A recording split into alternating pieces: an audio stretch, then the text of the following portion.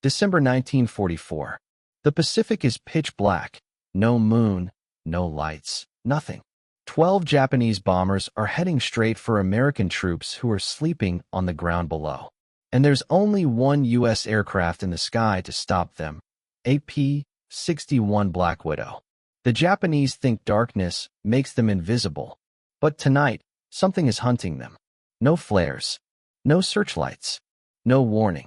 One by one, bombers start disappearing, and nobody understands how. This isn't luck. It's something far more terrifying. Stay with me, because what happened next shocked both sides of the war. At 23:40 on December 29, 1944, Major Carroll C. Smith sat squeezed inside the tight cockpit of his P-61 Black Widow, engines humming on the runway at Mindoro's Moore Field. In front of him, his radar operator watched a single blip sliding across the screen. An aircraft moving through pitch-black skies north of the Philippines at nearly 180 knots. Smith was only 26, but already a combat veteran. 43 missions for confirmed kills. And tonight, the stakes were brutal. The Japanese had launched 12 bombers to wipe out the American airstrips. For 2 straight weeks, they had come night after night. 334 air raid alarms in just 14 days. American engineers were racing to carve out 2 new airfields, crucial bases for the coming invasion of Lingayen Gulf. The Japanese knew exactly what that meant. If American fighters began flying from Mindoro, the entire invasion force would be protected from the air. So the mission was simple and deadly: stop construction at any cost. Night after night they came, conventional bombers, suicide pilots, anything capable of carrying explosives. Just 3 days earlier, on December 26th, the 418th Night Fighter Squadron arrived at Mindoro. Smith's unit was now the only shield between those incoming bombers and more than 20,000 American soldiers sleeping in canvas tents below. The pressure on Smith was crushing. If even one bomber slipped through, engineers would die, construction would stall, and the invasion timetable at Lingayen Gulf could fall apart, costing countless American lives. But Smith's aircraft wasn't like anything the Japanese had faced before. The P-61 Black Widow was the first U.S. fighter built from the ground up for night combat. A massive 66-foot wingspan, powered by 2 Pratt & Whitney R-2800 engines delivering nearly 2,000 horsepower each, capable of more than 360 miles per hour. And yet, its most dangerous weapon wasn't the 4 20mm cannons beneath the fuselage. The real killer sat in the nose, the SCR-720 radar. That radar could spot an aircraft more than 5 miles away, even on the blackest night. The Japanese had no idea such a system existed. They flew after dark because they believed darkness made them untouchable. They were wrong. Behind Smith, in a separate compartment, his radar operator studied a dim, glowing screen that revealed every aircraft within range. Lieutenant Philip Porter had spent 6 months learning how to read those signals, how to guide the P-61 toward a target, and how to tell friend from enemy. But the situation was brutally simple: 1 Black Widow and 12 Japanese bombers closing in. If Smith went after 1 bomber, 11 others would still be free to attack the airfields.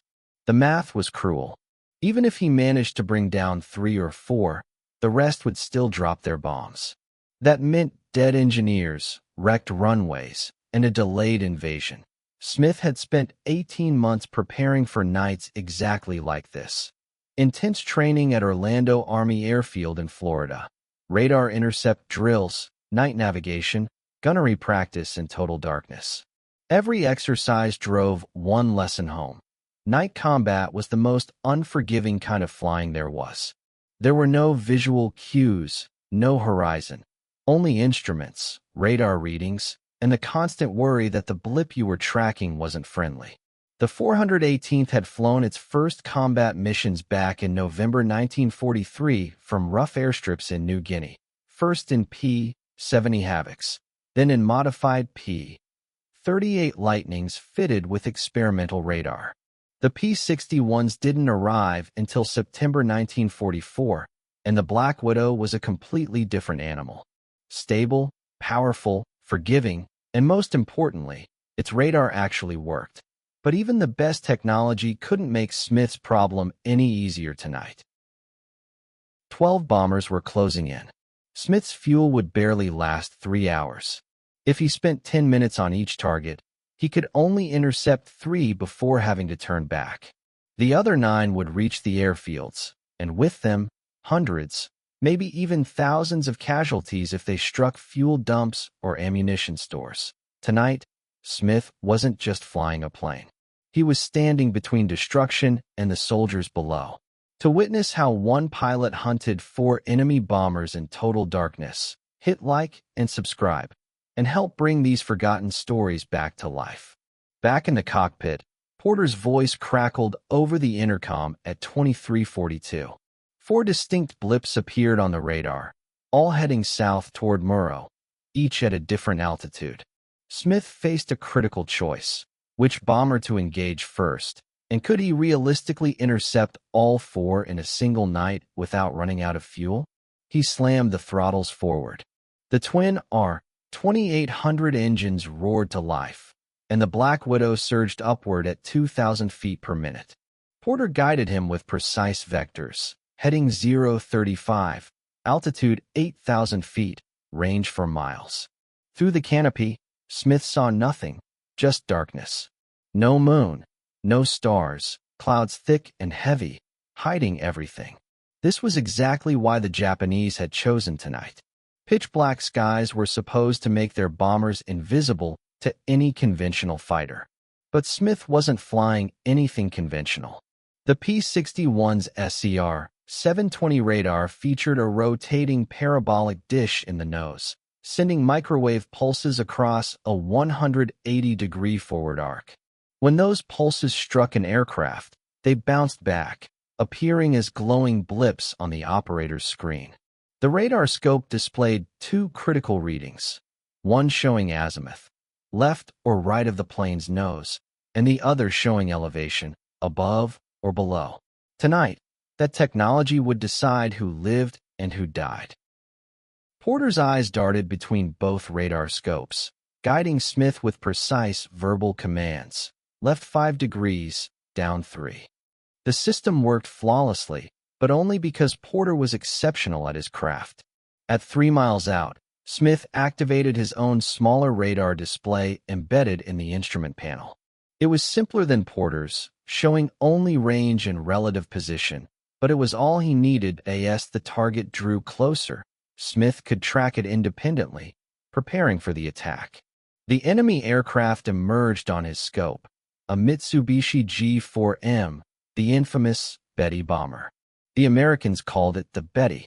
Powered by twin 2,000-horsepower Mitsubishi engines, it could reach speeds up to 270 miles per hour, carried a crew of 7, and lugged nearly 1,760 pounds of bombs. But it had a fatal flaw: no self-sealing fuel tanks. One well-placed burst from Smith's cannons could ignite the bomber instantly. At 2 miles out, the blip on Smith's scope held steady. The crew had no clue he was on their tail. Japanese bombers had no rear warning radar, nothing to alert them to a night fighter closing in. They flew confidently in darkness, convinced they were untouchable. The P-61 was about to make the Japanese crew's fatal mistake. Closing to just 1,000 yards, Smith still couldn't see the Betty with his own eyes.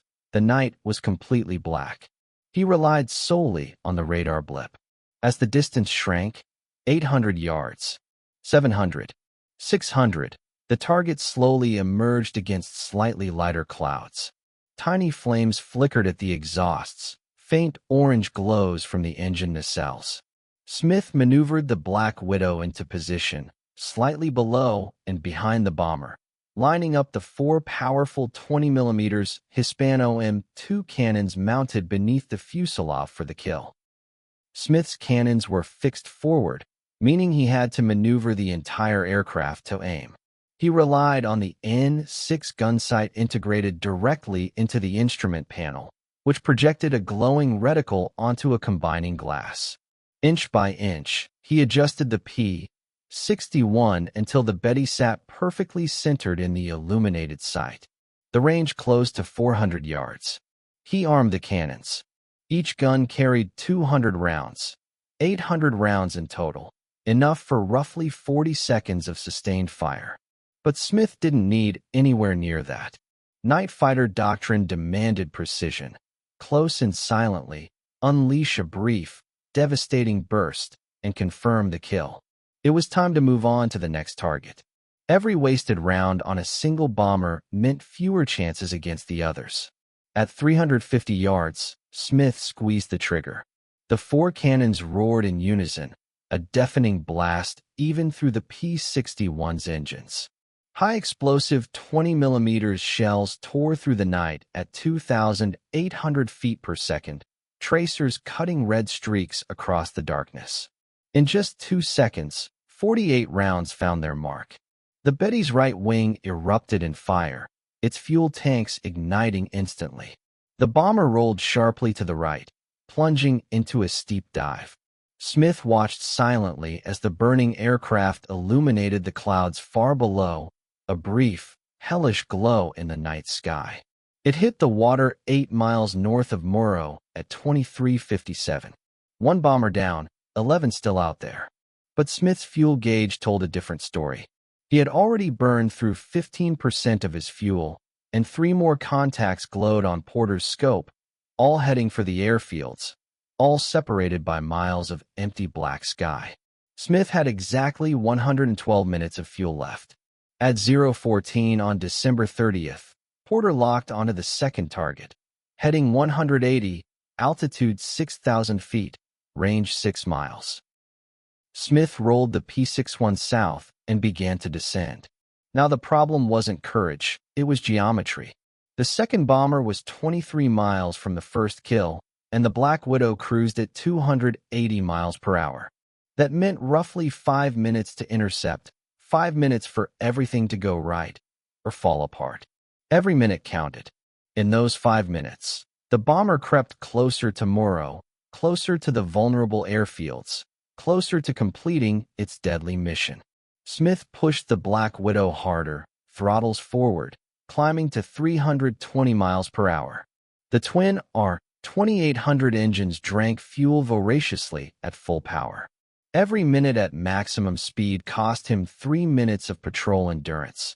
But hesitation wasn't an option. If he failed to intercept, the bomber would reach its target. Anti-aircraft guns might shoot it down, or it might drop its payload. Either way, failure was not acceptable. Night interceptions were ruthless mathematics, and most missions ended without ever making contact.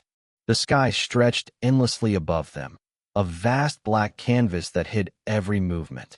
Even with radar, tracking a single bomber demanded flawless coordination between pilot and operator.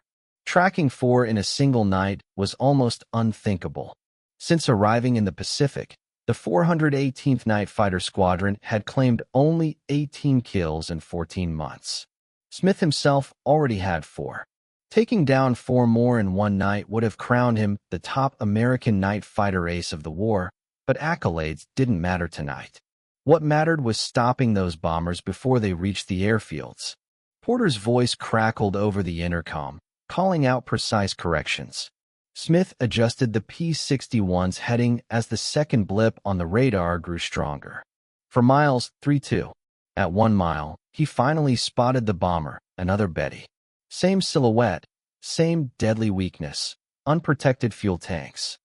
This one flew lower than the first, at 6,000 feet instead of 8, skimming closer to the cloud layer and leaving Smith less room to maneuver.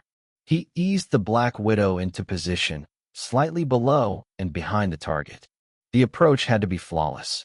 Too fast, and he would overshoot. Too slow, and the enemy might detect him. In night fighting, surprise wasn't just an advantage, it was everything. Once an enemy bomber spotted a night fighter, everything changed. Crews would maneuver aggressively, gunners would open fire, and a clean intercept could instantly turn into a deadly dogfight. But at 500 yards, Smith saw the Betty clearly, a dark silhouette against the even darker sky. The crew flew straight and level, unaware of the P-61 on their tail. Its black paint rendered it nearly invisible in the night, and the twin engines were far quieter than most fighters. The Japanese feared this plane. They called it the Black Widow. The Japanese feared the Black Widow, but fear only mattered if they knew it was coming. Smith aligned the Betty perfectly in his gun's sight. Range, 350 yards. He fired. A 2-second burst, 48 rounds, tore through the bomber's fuselage. Flames erupted instantly in the right engine, then the left. Both wings were engulfed within seconds. The aircraft nosed over, plunging toward the ocean. Smith watched silently as it struck the water at 0:19, 17 minutes past midnight. 2 bombers down, 10 to go. The P-61's fuel gauge showed 42% remaining. Porter already had 2 more contacts glowing on his radar screen. Both bombers were now closer to Mindoro than the previous targets, flying at different altitudes, one at 9,000 feet, the other at 4,000, separated by 8 miles. Smith had to make a critical decision. He chose to engage the higher bomber first. Climbing steadily consumed less fuel than a rapid descent, but the higher target was farther north. Chasing it meant the lower bomber would edge closer to the airfields. One mistake, and the mission would fail. Taking a deep breath, Smith turned the P-61 north and began the climb, every second counting. By 0:23, the P-61 reached 9,000 feet. Porter locked onto the third contact, 7 miles out, heading 160, traveling at 190 knots. But this bomber was different. Faster than the Bettys, it was maneuvering, turning, changing altitude, clearly aware that American night fighters were in the area. The aircraft was a Nakajima Ki-49 Donu, known to the Americans as Helen. It could reach 306 miles per hour, faster than a Betty, and boasted stronger defensive armament, 57.7 millimeters machine guns, with the tail gunner having a clear line of fire directly behind. Approaching from straight behind would have placed Smith directly in the gunner's deadly sights. Smith recalculated his approach. Rather than coming straight up behind the Helen, he angled the P-61 from below and to the left, slipping into the bomber's blind spot. Most Japanese bombers offered little ventral defense. The belly was exposed, and Smith intended to exploit that weakness. The distance closed to 1 mile as the Helen twisted and turned, climbing 200 feet, then diving 300, constantly maneuvering to shake any pursuers. The pilot was experienced, fully aware that flying straight and level made his aircraft an easy target. Smith remained patient, waiting for the perfect opening. The Helen darted unpredictably, changing heading and altitude at random, making radar tracking a challenge. Porter anticipated every move, analyzing the patterns, predicting the next turn, and guiding Smith precisely. Closing to 600 yards, Smith stayed on course as the bomber made a sharp right turn, and he followed flawlessly. The P-61's twin-boom design provided exceptional stability, responding smoothly to every input as Smith kept the target centered in his gun sight. The range shrank, 500 yards, 450, 400, and at 375 yards, the Helen's tail gunner opened fire. Tracers streaked past the canopy. The element of surprise was gone. Smith had only seconds before the bomber could execute aggressive evasive maneuvers. He squeezed the trigger. Smith unleashed a 3-second burst, 72 rounds, longer than any of his previous attacks. It was necessary. The Helen was twisting and turning, making every shot count. The 20mm shells tore through the fuselage, igniting the right engine instantly. The bomber rolled inverted and entered a deadly spin. Smith veered off to avoid the falling wreckage as the burning aircraft plunged through the night sky, 9,000 feet. 8,000, 7,000, before smashing into the water at 0:29. 29 minutes past midnight, 3 bombers down, 9 still airborne. But the P-61's fuel gauge read 28%, a critical level. Most pilots returned to base at 30%. Any further delay could force a landing, or worse. Running out of fuel over the open ocean at night was a death sentence. Without any visual references, there was no way to gauge altitude. The aircraft could strike the water before the pilot even realized how low he was flying. Porter called out one final contact on his scope. The 4th bomber, heading 170, altitude 4,000 feet, range 9 miles. This was the low-flying target Smith had passed earlier. Now it was only 12 miles from Mindoro, close enough to spot the searchlights sweeping the sky from the American airfields. Thin beams of white light cut through the darkness, and anti-aircraft gunners gripped their triggers, ready for anything that came within range. Smith began his descent toward the 4th bomber, using a dive to conserve precious fuel. The P-61 dropped swiftly through 8,000 feet. 7,000, 6,000, 5,000, finally leveling off at 4,200 feet, just above the target. The altitude advantage gave him the perfect position to strike. Diving from above allowed gravity to boost his speed and cut the time the enemy had to react. The range closed. For miles, 3-2. At 1 mile, Smith finally spotted the target visually, another Betty. The bomber was heading straight for Mindoro, flying level and steady. No evasive maneuvers. The pilot either didn't know American night fighters were nearby or didn't care, perhaps convinced that completing the mission mattered more than his own survival. Japanese bomber crews often accepted death as part of their duty, risking everything to complete their mission. Smith maneuvered the P-61 into position, slightly below and behind the target at 350 yards. He checked the ammunition counter, 512 rounds remaining, enough for 3 precise attacks, maybe 4 if he stretched it. But this was the 4th and final target of the night. Every round had to count. His fuel gauge read 23%, below safe margins. If he missed, there would be no second chance. One opportunity, one devastating burst, then a return to base. At 0:34, Smith fired. A quick 2-second burst, 48 rounds, tore through the Betty's center fuselage. The port wings separated instantly, fuel tanks ruptured, and flames spread across the remaining structure. The bomber rolled violently to the left, plummeting toward the ocean. It struck the water at 0:35, 35 minutes past midnight. For bombers destroyed in just 55 minutes. Smith turned the P-61 back toward Mindoro, fuel now at 21%. The calculations were clear. McGuire Field lay 18 miles south.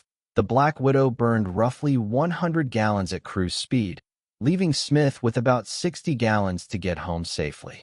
At cruise speed, Smith could fly for another 36 minutes, more than enough to reach McGuire Field, assuming nothing went wrong. Porter swept the radar one last time. Nothing. The remaining 8 Japanese bombers had turned back. Whether they had spotted Smith's attacks or simply lost their nerve didn't matter. The mission was a complete success. For enemy bombers destroyed, 0 American casualties. The airfields remained secure, and construction crews would continue their work through the night, uninterrupted. The Lingayen Gulf invasion schedule stayed on track, but for Major Carroll C. Smith, the night was far from over. At 0:42, Porter picked up a new contact on the radar, heading north. Range, for miles, altitude, 7,000 feet. Smith checked his position, 12 miles from McGuire Field, fuel at 19%. The contact lay directly between him and base. If it was another Japanese bomber, it was en route to the very airfields he had just defended. Engaging it would burn precious fuel, perhaps too much to make it back safely. But letting it pass was even worse. One bomber through, one attack on American personnel, and all of Smith's night's work, 4 kills, 0 casualties, could be undone. Numbers didn't matter if someone died. Smith never prioritized his own safety over the mission. He turned the P-61 toward the new contact, Porter calling precise vectors through the intercom. The distance closed rapidly. 3 miles, 2-1. At 800 yards, Smith acquired the target visually. It wasn't a bomber. It was a Nakajima Ki-84 Hade, known to the Americans as Frank. A single-engine fighter capable of 392 miles per hour, armed with 4 12.7mm machine guns and 2 20mm cannons, one of Japan's finest. The Frank was faster, more agile, and climbed better than the P-61. In daylight, a skilled Frank pilot could outfight a Black Widow. But this wasn't daylight, and the enemy had no radar. The Frank was flying blind, hunting for American aircraft using visual cues that didn't exist in the pitch-black night. Smith had one critical advantage. The enemy had no idea he was there. Positioning the P-61 below and slightly behind the fighter, he closed the range to 500 yards. The approach mirrored his previous bomber attacks. Get close, fire, confirm the kill. But fighters were smaller, faster, and armored around the cockpit and engine. A mere 2-second burst might not be enough. Smith closed to 300 yards, fuel down to 17%. Missed this shot, and there would be no second chance. If he missed, he would be forced to break away immediately and pray there was still enough fuel to reach McGuire Field. And a missed shot meant something worse. The Frank's pilot would know an American night fighter was nearby. The advantage of surprise, gone. Every future intercept would become harder. Smith steadied the gun sight, placing the fighter squarely in the center. His finger rested on the trigger. The math was brutal. Firing meant burning fuel down to 15%, below safe limits. But letting the fighter go meant gambling with American lives on the ground. The P-61's engines hummed steadily as the Black Widow raced at 320 miles per hour. Ahead, the Frank flew straight and level, oblivious to the hunter closing in.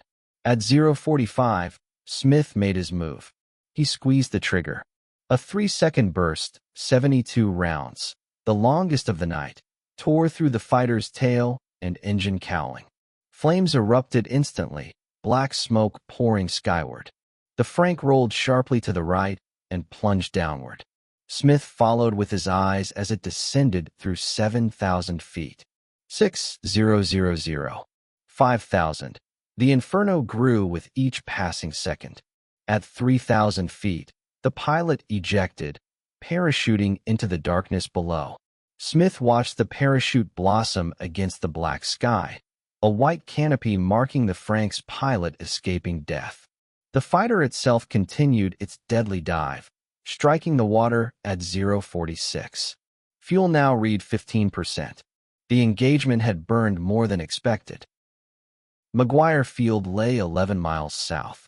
At cruise speed, the P-61 had roughly 22 minutes of flight remaining, just enough to reach the airfield with minimal reserves. Any miscalculation, a sudden headwind, or navigation error could leave them stranded over the open ocean. Porter guided Smith carefully, using radar to chart a safe path back to Mindoro. The island appeared on the radar as a solid, dark mass. McGuire Field lay along the southwestern coast, operational for only 4 days. Lighting was minimal, and there was no instrument landing system. Pilots relied entirely on a single row of kerosene lamps marking the runway. From 5 miles out, the lights appeared as tiny, dim yellow dots, easy to miss in the pitch-black night. Smith descended to 2,000 feet, fuel now at 13%. With the P-61's 646-gallon capacity, that left 84 gallons, roughly 18 minutes of flight at cruise speed. 8 miles remained between him and the airfield. At 280 miles per hour, Smith had roughly 1.7 minutes to reach the landing pattern. Just enough fuel, barely. At 0:52, he spotted the runway lights. 12 dim lamps stretched in a straight line, marking the 5,000-foot crushed coral surface. Construction had been completed on December 26th, the same day the 418th Night Fighter Squadron arrived. The runway was sufficient for P-61 operations, but lacked the safety features of established airfields. No overrun zones, no crash barriers. Any misjudgment in speed, too fast or too slow, could send the aircraft off the runway into disaster. At night, with only minimal lighting, any mistake on landing could prove fatal. Smith entered the landing pattern at 1,000 feet, fuel at 11%, 57 gallons remaining. The P-61's fuel consumption spiked during approach. Engines spooled up on turns, throttled down on descents, each adjustment draining more fuel. By calculation, he had roughly 12 minutes left, enough to land, assuming nothing went wrong. But at 0:55, disaster struck. The runway lights, the only guides in the darkness, suddenly went out. All 12 lamps went out at once, plunging the airfield into total darkness. Smith was 3 miles from the runway, altitude 800 feet, airspeed 140 knots. Without the lights, there was no visual reference. The P-61 could strike the ground before he even realized how low he was flying. Porter suggested relying on the radar altimeter, a device that measured height above the ground by bouncing radio waves off the surface with an accuracy of 50 feet. Using the altimeter and dead-reckoning navigation, Smith could descend safely. But the technique was perilous. One miscalculation could mean disaster. Any mistake in navigation could send the P-61 off the runway, into trees, coral reefs, or unfinished construction equipment. Fuel read 9%, 46 gallons, roughly 8 minutes of flight remaining. Not nearly enough to divert. Taqabad-on-Leh, the nearest alternative, was 90 miles northeast. At that distance, the P-61 would run out of fuel 40 miles short. Smith faced a stark choice. Attempt a landing at McGuire Field in complete darkness, or crash into the ocean and hope for rescue before drowning. The decision was clear. Smith had already survived 4 intense intercepts, claiming 5 kills in just 55 minutes, the highest single-night total for any American night fighter pilot in the Pacific Theater. He had saved lives on the ground, protected vital airfields, and ensured the Lingayen Gulf invasion could proceed on schedule. Dying now due to extinguished runway lights would render all that effort meaningless. Determined, Smith turned the P-61 toward where he estimated the runway lay. Altitude, 600 feet. Fuel, 9%. Below, the darkness was absolute. Descending to 400 feet, the radar altimeter read 380 feet above the ground. Smith reduced airspeed to 120 knots. The P-61's stall speed with flaps fully extended was 95 knots, leaving a razor-thin 25-knot safety margin. Flying slower would conserve fuel, but risked losing lift. The math was unforgiving. Porter scanned the radar, confirming the coastline of Mindoro. McGuire Field lay inland, about a mile from the beach, the runway aligned north to south. Smith relied on compass heading and careful judgment to guide the Black Widow toward safety. Smith approached from the north, heading 180 degrees. If his navigation was precise, the runway would appear directly ahead. If not, he risked landing in dense jungle, unfinished construction areas, or coral reefs. At 0:58, he extended the landing gear. 3 green indicator lights confirmed all wheels were down and locked, the main gear under each engine and the nose gear robust enough for rough airfields. But without visual cues, Smith couldn't judge his touchdown point. Hit too hard, and the gear could collapse. The aircraft might cartwheel. At 120 knots, the crew would have no chance of survival. Fuel now at 7%, 36 gallons, roughly 5 minutes remaining. Smith extended the flaps fully. Airspeed dropped to 110 knots, and the P-61 descended at 300 feet per minute. The radar altimeter ticked down, 250, 200, 150. No lights, no horizon, just instruments and faith in his navigation. At 100 feet, he eased back on the throttle, increasing descent rate to 400 feet per minute. Faster than normal, but necessary to reach the runway before fuel ran out. 75, 50, 25 feet.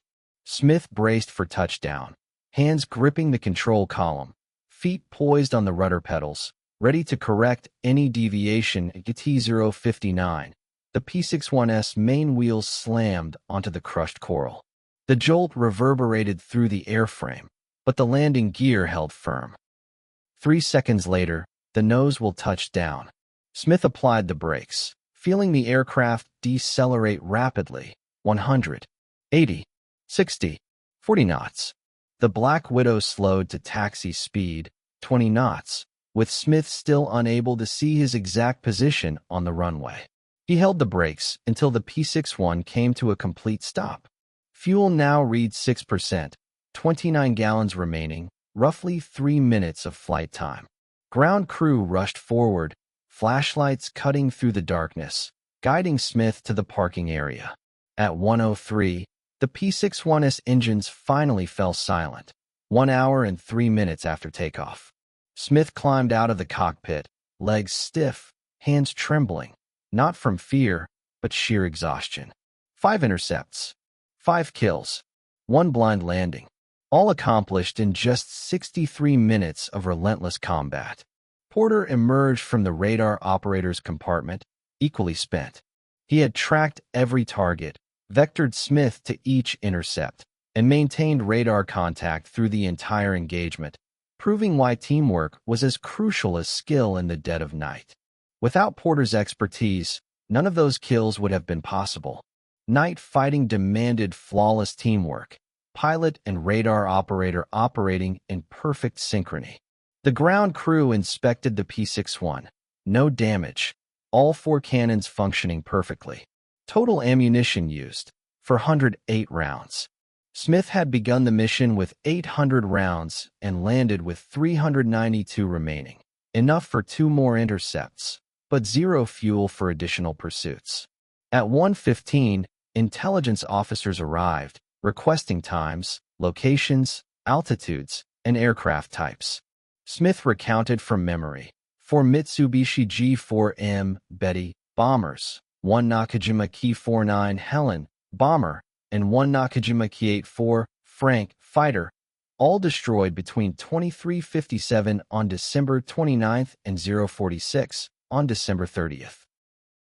The total engagement had lasted 49 intense minutes. Intelligence officers confirmed the kills through multiple sources. Ground radar had tracked every intercept. Coast watchers reported seeing aircraft plunge into the ocean, and wreckage was visible at first light. For bombers, 1 fighter, all exactly where Smith had reported. 4 kills in a single night matched the record for American night fighters. But Smith's night was far from over. On December 30th, 1944, at 14:30 hours, he prepared for his second mission of the day. Japanese reconnaissance aircraft had been spotted over Muro, single-engine fighters, faster than bombers and far more challenging to intercept. Smith and Porter climbed into the same P-61, freshly refueled and rearmed. 800 rounds of 20mm ammunition, 646 gallons of fuel. At 15:12, Porter detected a contact heading north, altitude 12,000 feet, range 8 miles. Smith pushed the throttles forward and climbed to intercept. The target was another Nakajima Ki-84 Frank fighter, faster than the P-61 in level flight, but Smith held the altitude advantage. Diving from above, the Black Widow gained speed, reaching 390 miles per hour, faster than the Frank's maximum level speed. At 400 yards, Smith squeezed the trigger. A 2-second burst, 48 rounds, and the Frank's engine erupted in flames. The fighter rolled inverted and plunged into the ocean. Smith's 7th kill. This final victory cemented Smith as the highest-scoring American night fighter ace of World War II. 7 confirmed kills, all accomplished in less than 24 hours of combat flying. No other American night fighter pilot, in any theater, would match that total. The 418th Night Fighter Squadron continued operations from Muro through January 1945, achieving 18 kills during the war, the highest total of any P-61 unit in the Pacific. Smith's 7 kills alone accounted for 39% of the squadron's entire score. For his extraordinary skill, Lieutenant Philip Porter received the Distinguished Flying Cross, proving that in night fighting, teamwork was just as lethal as courage. The P-61 times A. Waston continued flying combat missions through May 1945, surviving the war without damage. After VJ Day, like most Black Widows, it was scrapped. Today, only 4 P-61s remain, none of them Smith's aircraft. The nose art, the kill markings, the plane that hunted 4 bombers in just 80 minutes, all lost to history. Moore Field, however, fulfilled its mission, supporting the Lingayen Gulf invasion. On January 9, 1945, American forces landed as planned, with P-51 Mustangs and P-47 Thunderbolts operating from Mindoro providing crucial air cover. The very airfield Smith had defended in the dead of night made that possible. Engineers later estimated that if Japanese bombs had struck the construction zones, airfield completion would have been delayed by 2 weeks. 2 weeks' delay could have postponed the Lingayen Gulf invasion, increased American casualties, and prolonged the war. Smith survived the conflict, returning to the United States in February 1946. He left the military quietly, became a civilian, and never sought publicity. He never wrote memoirs. Today, the only records of his extraordinary feats exist in military archives, unit histories, and intelligence reports, dry documentation of confirmed kills and accomplished missions. The P-61 Black Widow had proven exactly what night fighters were capable of. Only 700 P-61 Black Widows were ever built, yet they saw action in every theater of World War II: Europe, the Pacific, China, Burma, India, and the Mediterranean. From 1944 through 1945, the aircraft dominated night combat, proving unmatched in its role. After the war, it was redesignated the F-61, continuing in service until 1954 before being retired and replaced by faster, jet-powered night fighters. But in December 1944, over Mindoro, the Black Widow was at the pinnacle of aviation technology, and Major Carroll C. Smith was the most skilled pilot commanding it, turning the darkness itself into a weapon against the enemy. If this story moved you like it moved us, do us a favor, hit that like button. Every single like helps YouTube share these forgotten stories with more people. Subscribe and turn on notifications so you never miss a story about real heroism, real pilots who saved lives with radar. Drop a comment and tell us where you're watching from: the United States, United Kingdom, Canada, Australia, or elsewhere. You're not just a viewer, you're helping keep history alive. Thank you for honoring Major Carroll Smith and the men who deserve to be remembered. But in December 1944, over Mindoro, the Black Widow was at the pinnacle of aviation technology, and Major Carroll C. Smith was the most skilled pilot commanding it, turning the darkness itself into a weapon against the enemy. If this story moved you like it moved us, do us a favor, hit that like button. Every single like helps YouTube share these forgotten stories with more people. Subscribe and turn on notifications so you never miss a story about real heroism, real pilots who saved lives with radar. Drop a comment and tell us where you're watching from: the United States, United Kingdom, Canada, Australia, or elsewhere. You're not just a viewer, you're helping keep history alive. Thank you for honoring Major Carroll Smith and the men who deserve to be remembered.